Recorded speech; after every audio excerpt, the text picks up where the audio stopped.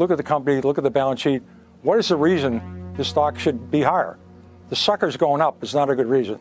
Peter Lynch is one of the most respected investors of all time, growing the Magellan Fund from just $20 million in 1977 to a whopping $14 billion just 13 years later. And the legendary investor is finally back with a new interview from CNBC where he discusses how you should be investing in 2023 given the tough economic circumstances. The 79-year-old pioneered a long-term investing strategy that gives the average person a significant advantage over the professional finance world, a strategy that he used to double the performance of the US market for over a decade. So today I'm going to be breaking down some clips from the interview as well as taking a deeper look at some of the stocks that he uses as examples.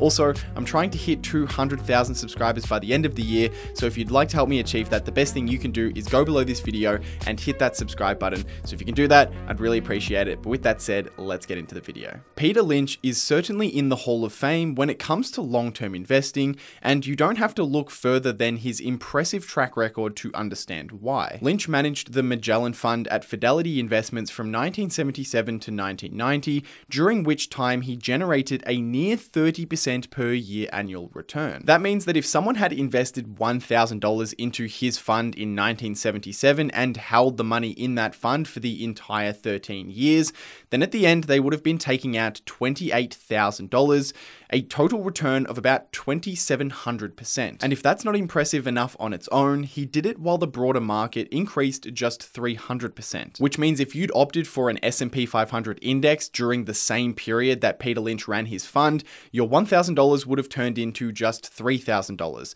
90% less than if you had invested with Peter Lynch. And Lynch has shared his investing knowledge over the years in a number of interviews and books, with the most notable book being One Up on Wall Street, now a household name among retail investors. Peter Lynch's investment philosophy is centered around the idea of investing in what you know. Well, I think people that are investing in individual stocks, it's sad they're careful when they buy a refrigerator or an airplane flight.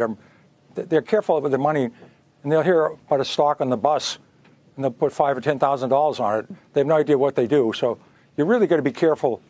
Look at the company, look at the balance sheet. What is the reason the stock should be higher? The sucker's going up is not a good reason.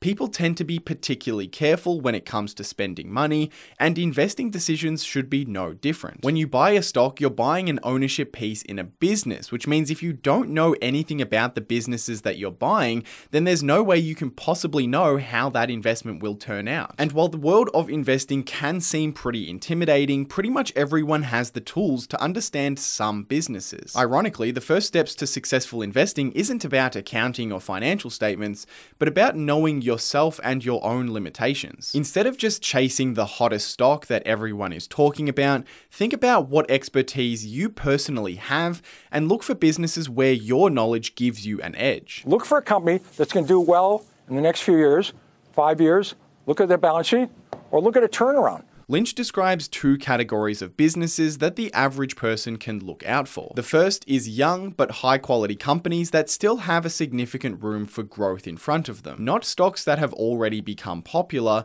but ones that haven't quite hit the spotlight yet, so their price is still reasonable relative to their profits. But he bought Apple. Apple was not that hard to understand. I mean, how dumb was I? My daughters bought us an iPod, for I think $250. I think they're making a $200 profit on that for my music, and they're making only $50 on their computers, not doing very well. But they had a nice balance sheet, and I should have done some work in Apple.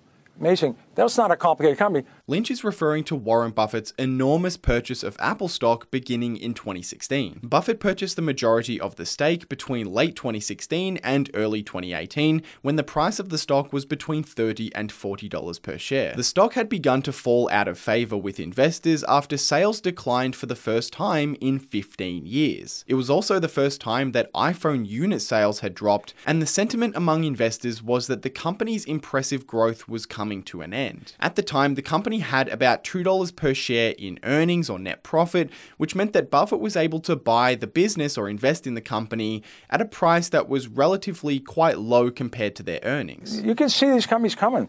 When companies go from crappy to semi-crappy, the stock goes up. When it goes from semi-crappy to good, they go up. When business gets to be terrific, get out. In Apple's case, investors were expecting so little from the business in the coming years that even modest growth resulted in the stock price surging. Since 2016, Apple has only doubled its profits, yet its stock price has increased 7-fold, which means that your return in an investment is going to come from a combination of the business's performance as well as a shift in investor sentiment, whether it's in your favor or against it. The best opportunities in the stock market are the very rare circumstances where you can buy an incredible business where the consensus in the market is that it is not an incredible business. But in order to find these, you need to do your homework. But you have to do some homework, and you have to look at companies that other people aren't looking at, to look at companies that are depressed. But make sure, my great experience with the textile industry, there's a great expression in the textile industry, it's always darkest before pitch black. So because business is terrible, it can get terrible squared. So wait till things get better. Some signs of things getting better. You have an edge. You might be in that industry where things are starting to improve. It's always darkest before pitch black is Lynch's way of saying don't catch the falling knife. If you're specifically looking for out of favor companies that are going through some kind of problem or trouble, then there needs to be some evidence to show that the majority of the problem is in the past. There are thousands of publicly listed companies, and every year many of them face what could be perceived as temporary problems that ultimately turn into permanent capitulation. To return to Apple, their problems stemmed from a slowdown in iPhone sales, which came after the company had already put their phones in the hands of millions of people around the world. A device that had an enormous runway for the sale of services such as music and cloud storage. So it wouldn't have been unreasonable to assume that a slowdown in Apple's iPhone sales wasn't going to be the end of the massive profit growth trajectory of the company. Who would have guessed TJX, a local company, would have gone up 50-fold, or Stop and Shop would go up 10-fold, or Analog Devices, or NVIDIA. I couldn't pronounce NVIDIA. So you have to find a company that's either a turnaround or a company that's going to grow, like Panera or, Family Dollar stores. One of the biggest early lessons that helped me stay away from some of the speculative popular stocks is the realization that businesses don't need to be fancy for it to do well as an investment. Lynch mentions a company called TJX, which is an off-price department store founded in 1977. The very unassuming company was producing about $600 million of profit in the mid-2000s. And while its sales growth was only high single digits, its stock price increased more than 10-fold in less than 2 decades. But you'll also notice that there's been a number of periods where the stock has remained flat for more than a couple of years. There's a lot of positives, a lot of negatives.